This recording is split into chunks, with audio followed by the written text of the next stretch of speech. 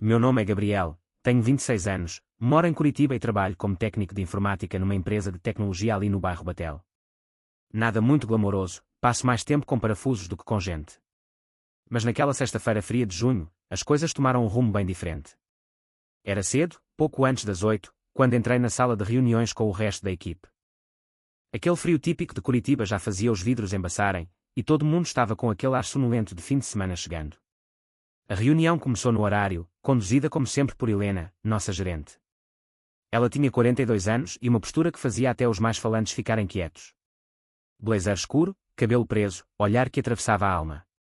Sempre direta, sem perder a elegância. Mas naquele dia, ao final da reunião, ela fez algo que ninguém esperava. Fechou o notebook, olhou para a gente e perguntou: "Preciso instalar umas prateleiras e um suporte de TV em casa. Alguém disposto a ajudar?" Silêncio total. Olhares desviados. Todo mundo fingindo ler alguma coisa no celular. Eu não sei bem porquê, mas levantei a mão. "Eu posso ajudar, se quiser." Ela levantou o rosto e me encarou por um segundo a mais do que o necessário. Depois sorriu. Um daqueles sorrisos raros, meio de canto de boca. "Obrigada, Gabriel. Pode ser hoje, no fim do expediente." Concordei.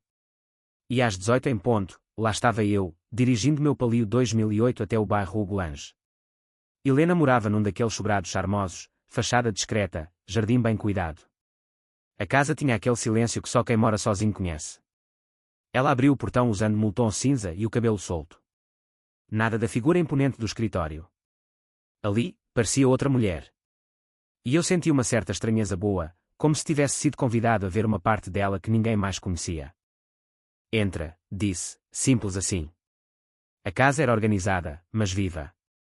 Prateleiras com livros de culinária, um violão encostado na parede, cheiro de café coado no ar. Enquanto eu abria a caixa de ferramentas, ela colocou um programa de receitas na TV e ficou sentada no sofá, enrolada numa manta. Instalei tudo rápido, a broca já fazia parte da minha mão. No meio do processo, ela apareceu na cozinha e disse: "Aceita um café?" "Coei agora." "Aceito sim." Sentamos na bancada. Ela empurrou um pão de queijo para mim, tirado direto do forninho elétrico. E então perguntou: "Você costuma fazer isso por todo mundo?" "O quê?" "Ir na casa dos outros consertar as coisas de graça." Dei um sorriso. "Só quando sinto que vale a pena." Ela deu uma risada curta, mas sincera.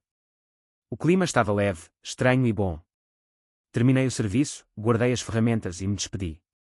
Mas antes que eu chegasse à porta, ela falou, quase casual: "Você faz algo amanhã?"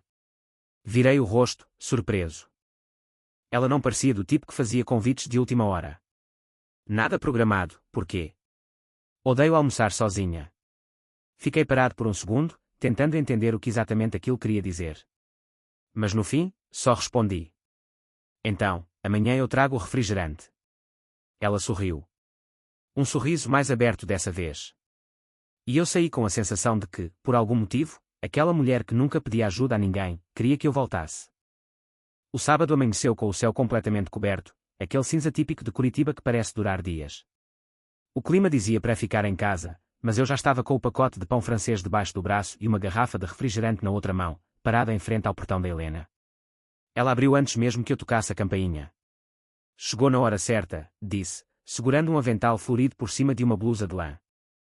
O quintal dela era uma surpresa, pequeno, mas com um charme difícil de explicar. Tinha uma mesa de madeira rústica, uma churrasqueira portátil encostada na parede, e vasos de manjericão e alecrim espalhados pelos cantos. O cheiro de carne temperada já se espalhava no ar. "Achei que era só almoço", comentei, olhando tudo. "E é. Só que com estilo", ela respondeu, pegando os legumes que estavam no balcão. Dividimos as tarefas sem esforço. Eu piquei cebola e pimentão enquanto ela cortava a carne em tiras, falando sobre um chefe que viu na TV fazendo o mesmo. A leveza do momento era tão natural que parecia que já tínhamos feito aquilo outras vezes. "Gosta de música?" perguntou, mexendo no celular. "Muito. Mas depende do dia." "Hoje é clima de o quê?" "MPB velha." "Mas das boas", disse, colocando uma playlist do Spotify. Caetano, Gal, e Lis. Enquanto o som preenchia o ar, ela pegou uma taça de vinho. Me ofereceu. Recusei. Disse que ficava com o refrigerante mesmo. Você é prático, né? Comentou, sem tom de julgamento. Sou. Acho que a vida já complica demais sozinha. Ela assentiu, pensativa, enquanto virava a carne na grelha. Na hora do almoço, sentamos à mesa com pratos cheios e o silêncio confortável de quem não precisa preencher o tempo com palavras inúteis.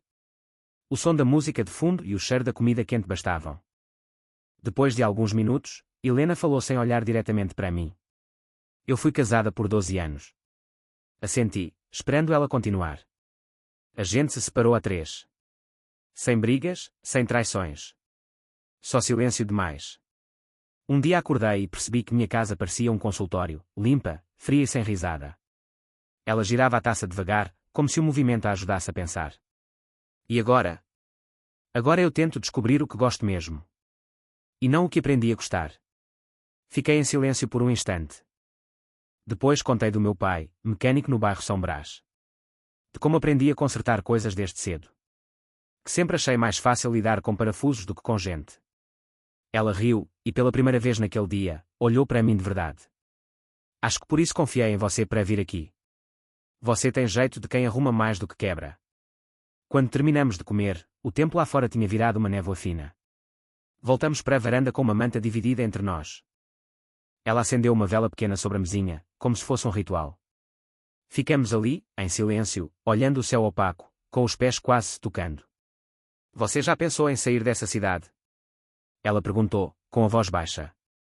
Olhei para o lado, surpreendido pela pergunta. Já pensei, claro. Quem nunca? Mas hoje, não.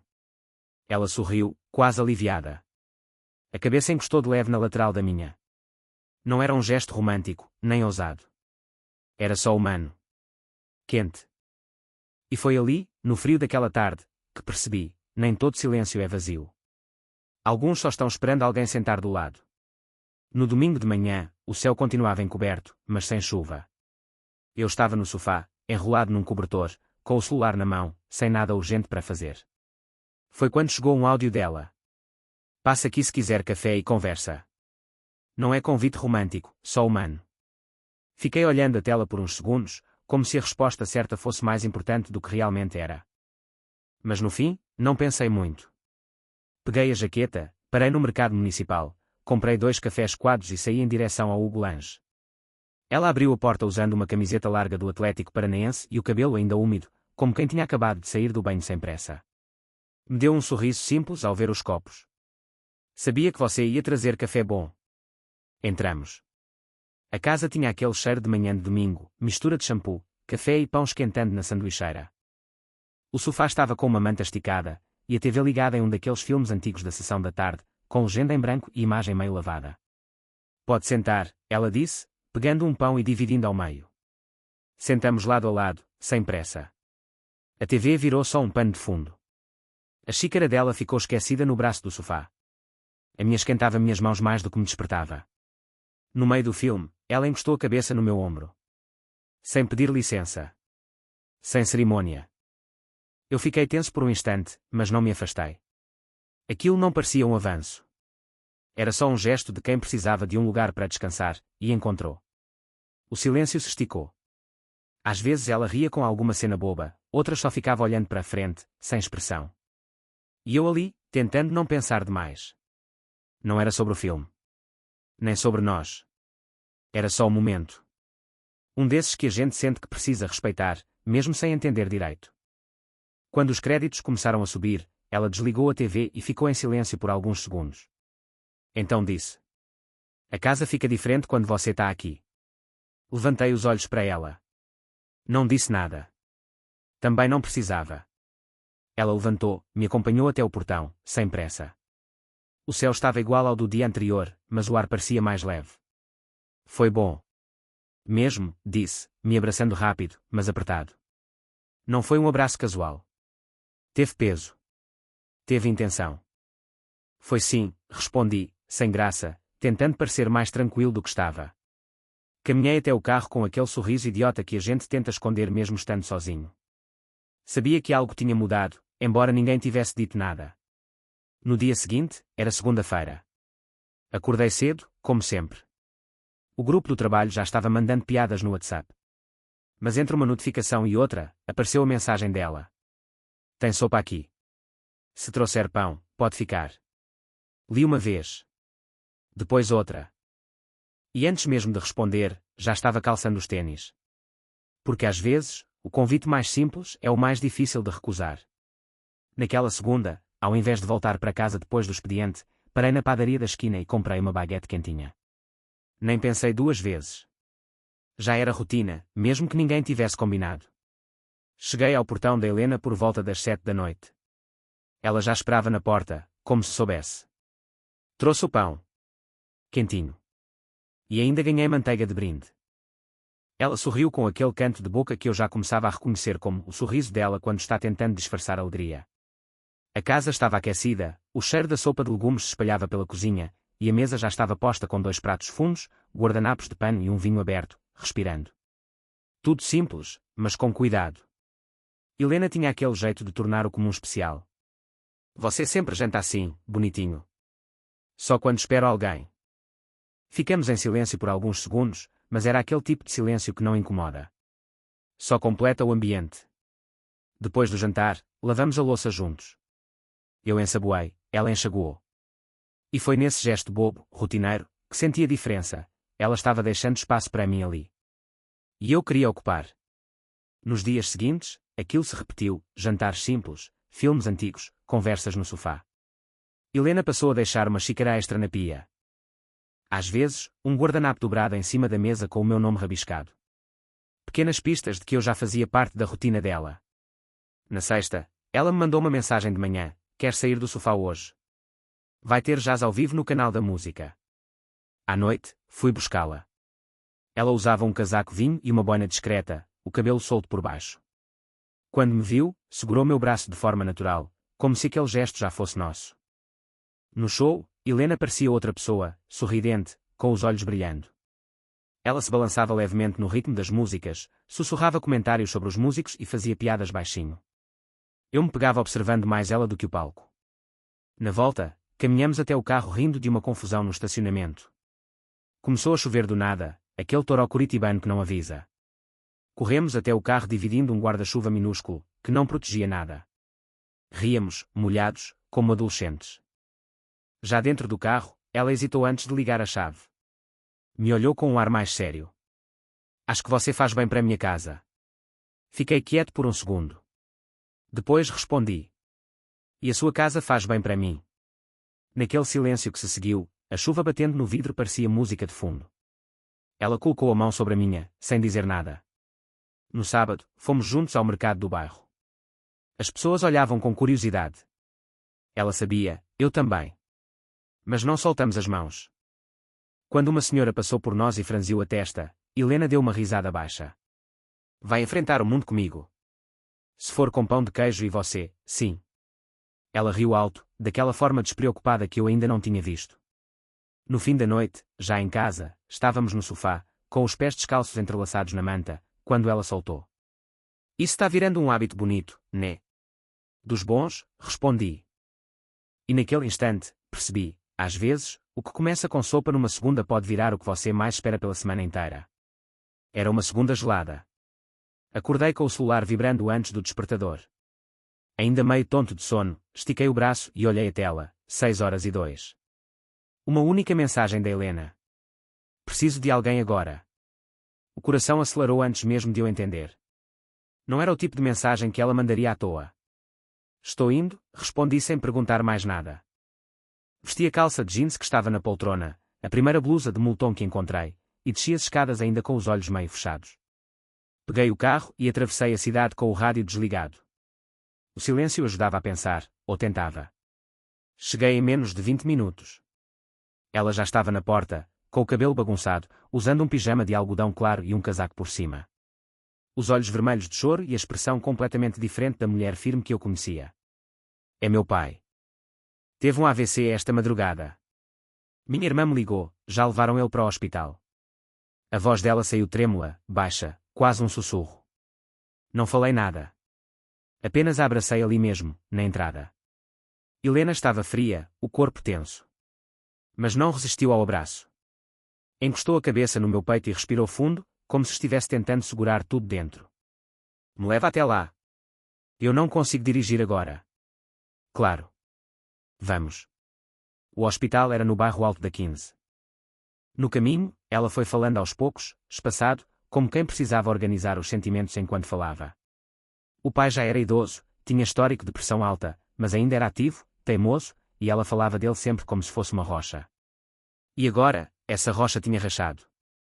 No hospital, fiz companhia enquanto ela falava com a médica, ligava para familiares, tomava café amargo daquelas máquinas automáticas. Eu fiquei por perto o tempo todo, em silêncio, oferecendo presença. Às vezes, isso vale mais do que qualquer frase bem-intencionada. Horas depois, a situação estabilizou. O pai estava consciente, mas em observação. Helena respirou aliviada, mas parecia ainda dentro de um vendaval. Vamos para casa? Perguntei. Ela apenas assentiu. De volta ao sobrado, o clima era outro. Ela tirou os sapatos na porta e foi direto para o sofá. Sentou como quem não sabe se chora, dorme ou desaparece. Quer que eu faça um café? Ela balançou a cabeça positivamente. Fui até a cozinha, preparei do jeito que ela gostava, coado, forte, sem açúcar. Quando voltei, ela segurava uma carta nas mãos. Estava lendo em silêncio, os olhos marejados. Carta do meu pai, escrita quando minha mãe faleceu. Ele nunca me mostrou. Hoje minha irmã encontrou entre os documentos e mandou foto. Ele dizia que, se um dia passasse por algo assim, queria ser lembrado como alguém que sempre teve mais amor do que tempo para demonstrar. Ela leu em voz alta um trecho. A voz falhava, mas ela insistia. No fim, ficou quieta por longos minutos. Só o som do café sendo sorvido quebrou o silêncio. Quando percebi, ela tinha deitado no sofá, com a cabeça no meu colo. Peguei a manta que sempre ficava dobrada na poltrona e cobri os dois. Ali, com os dedos dela entrelaçados nos meus, ficamos em silêncio até o sono vencê-la. Eu permaneci acordado, olhando o teto, ouvindo a respiração dela se acalmar.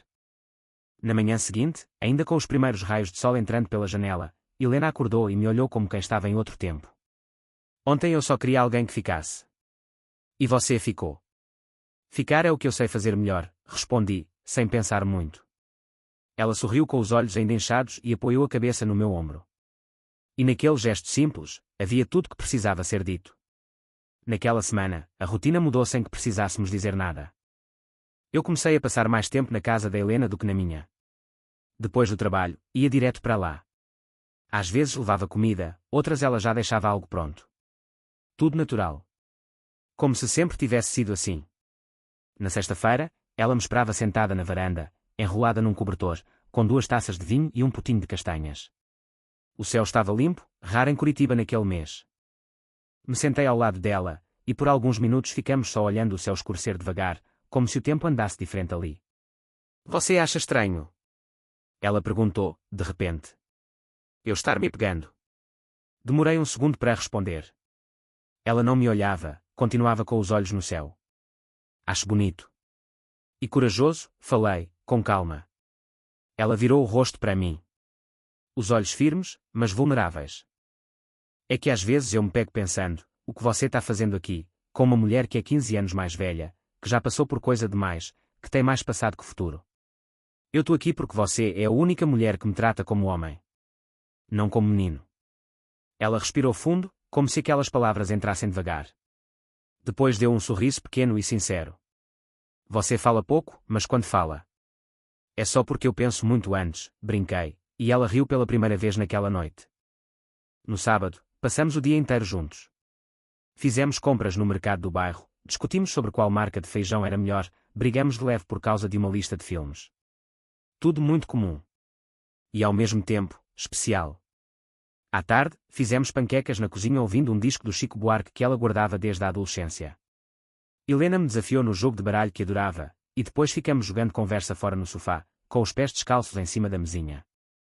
Naquela noite, sem avisos ou discursos, dormimos na mesma cama pela primeira vez. Só dormimos. Eu a abracei por trás e senti o corpo dela relaxar, como se ela finalmente deixasse alguém ficar sem precisar se defender. Na manhã seguinte, ela me olhou com os cabelos bagunçados, sem maquiagem, com a respiração ainda lenta do sono. Já tinha dividido uma cama.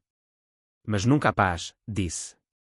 Eu não soube o que responder, então apenas beijei sua testa. No domingo, fomos ao mercado municipal comprar queijo e café. Enquanto andávamos de mãos dadas, reparei em alguns olhares curiosos. Pessoas tentando decifrar a cena, um homem jovem com uma mulher mais velha, rindo, escolhendo frutas. Ela percebeu também. Mas não soltou minha mão. Tá preparado para isso? Sussurrou.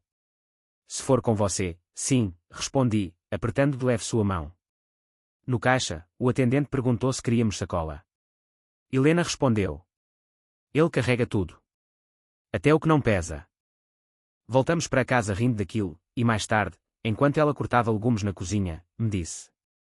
Isso está começando a parecer um tipo novo de coragem. Um em que a gente não precisa gritar nada para ninguém. Só, ficar. Naquela noite, antes de dormir, ela encostou a cabeça no meu peito e disse baixinho. Isso aqui está me fazendo acreditar de novo. E eu pensei, não é preciso ser herói para salvar alguém. Às vezes, basta estar ali, todo dia, do mesmo lado da cama. As coisas iam bem. A gente já tinha criado uma rotina sem planejar, daquelas que se encaixam sem esforço. Mas o mundo lá fora, aquele que existia além das nossas janelas fechadas, começou a bater na porta. No trabalho, os olhares começaram a pesar. As pessoas não comentavam abertamente, mas era nítido. Quando eu chegava na sala, as conversas mudavam de tom. E os cochichos vinham junto com os risinhos abafados. Na terceira-feira, durante o café na copa, um dos colegas soltou, com ar de piada. Cuidado, hein, Gabriel, dizem que o RH está de olho. Está se especializando em suporte avançado. Engoli a raiva a seco. Não respondi. Só saí dali. Mas no fim do dia, Helena me chamou na sala dela. Fecha a porta, por favor. Ela estava com aquele semblante sério, mas os olhos denunciavam que tinha escutado tudo também. Estão falando. Eu sabia que poderia acontecer, mas não imaginei que fosse tão baixo. Fiquei em pé, sem saber se era uma bronca ou uma conversa. Se isso te atrapalhar, posso me afastar. Posso pedir para sair da liderança da sua equipe. Não. O que me atrapalha é te perder. Ela abaixou os olhos por um segundo, como se aquela resposta tivesse desmontado qualquer escudo que ainda restava. Eu vou falar com o RH, disse, com firmeza. Posso solicitar a minha realocação para outro setor. Já era algo que eu vinha pensando. Assim, evitamos conflitos e a pressão em cima de você. Naquela noite, depois de tudo resolvido, nos encontramos no bosquedo alemão. Era fim de tarde, as árvores balançavam devagar com o vento frio, e as folhas secas cobriam os caminhos de pedra. Caminhamos em silêncio por um tempo, ela com as mãos nos bolsos do casaco, eu com as mãos cruzadas atrás das costas. Eu nunca quis misturar as coisas, ela disse. Sempre me esforcei para ser profissional. Mas com você foi diferente. E eu não estou arrependida. Nem eu. Ela parou de andar, me olhou com aquela seriedade calma que só ela tem. Mas agora a responsabilidade pesa mais em mim. O mundo vai sempre achar que você está aqui por conveniência. Sabe o que é mais louco? Nunca me senti tão homem quanto com você. Ela sorriu devagar, como quem segura a emoção nas bordas da boca. E eu, nunca me senti tão viva quanto agora. Sentamos num banco de madeira, entre árvores altas e sons abafados da cidade ao fundo. A luz amarela dos postes começava a acender. Ela encostou a cabeça no meu ombro. O chefe sou eu agora, brincou, com um tom leve. E eu topo isso. Só não me demite, respondi, fazendo ela rir com gosto. Voltamos para casa de mãos dadas, como se não estivéssemos desafiando nada, só caminhando lado a lado, no nosso ritmo. Naquela noite, com os pés enfiados num cobertor e um filme antigo passando baixinho na TV, Helena comentou. Engraçado, já estive em tantas relações em que precisei provar meu valor. Com você, eu só existo. E isso basta. Porque você já vale tudo, respondi. Ela sorriu, encostou a cabeça no meu peito e fechou os olhos. O mundo lá fora podia julgar, desconfiar, comentar. Mas ali dentro, onde só importava quem a gente era de verdade, tudo já fazia sentido. O convite não veio num jantar especial, nem numa daquelas noites com vinho e cobertor. Foi numa terça-feira qualquer, depois do expediente, enquanto eu lavava a louça do jantar e ela secava os talheres, com a TV ligada num volume baixo no jornal da noite. E se você viesse morar aqui por uns tempos? Só para ver como é, ela soltou, como quem comenta sobre o tempo. Parei por um segundo, ainda com as mãos molhadas. Olhei para ela. O rosto tranquilo, mas o olhar cheio de significados. Tá falando sério? Tu. Não como pedido desesperado. É só, essa rotina já existe. Só falta o armário se adaptar. Sorri. Era exatamente o tipo de coisa que só a Helena diria. Sem floreio, sem cerimônia. Real, direta. Já divido o coração. O armário é detalhe, respondi. Ela balançou a cabeça, rindo. Me abraçou por trás, com o pano de prato ainda nas mãos. No fim de semana seguinte, fiz as malas. Nada demais, umas camisas, meus 2 tênis, livros, ferramentas e minha cafeteira preferida. Cheguei no sábado à tarde com tudo dentro do meu palio. Ela me esperava sentada na varanda, enrolada num casaco, segurando 2 xícaras de café. Trouxe sua vida toda aí. A parte que me importa, sim. Passamos o dia reorganizando o espaço. Escolhemos lados do armário, arrumamos gavetas, dividimos prateleiras do banheiro. Helena separou um cantinho para minhas ferramentas na área de serviço. E eu deixei alguns dos meus livros ao lado dos dela na estante da sala, só os que não vão te irritar com as capas feias, brinquei, e ela riu. No domingo de manhã, ela fez panquecas. Eu cuidei do café. Sentamos descalços à mesa, com o sol fraco entrando pelas frestas da cortina. Nada de especial. Só o tipo de manhã que a gente não quer que acabe. A convivência trouxe detalhes novos. Ela deixava bilhetes na geladeira com recados simples: lembra do pão, hoje tem série, obrigada por ontem. Eu passei a preparar o café antes de ela acordar e colocar a playlist dela no Spotify enquanto cozinhava. À noite, dividíamos o sofá com as pernas entrelaçadas, vendo novelas antigas na TV aberta, comentando personagens como se fossem vizinhos. Às vezes jogávamos buraco, outras só ficávamos em silêncio, ouvindo a chuva cair lá fora. Certo dia, ela apareceu na porta do quarto com um livro na mão e um olhar meio perdido. Não sei o que isso vai virar, disse. Mas é a coisa mais bonita que comecei em anos. Eu levantei, tirei o livro das mãos dela, e abracei seu corpo ainda com cheiro de sabonete. Eu só queria alguém para me querer assim, sem performance. Sem precisar fingir nada. Ela sorriu com aquele brilho nos olhos que eu já sabia ler. Então fica. Mas traz mais pão de queijo da próxima vez. E eu fiquei.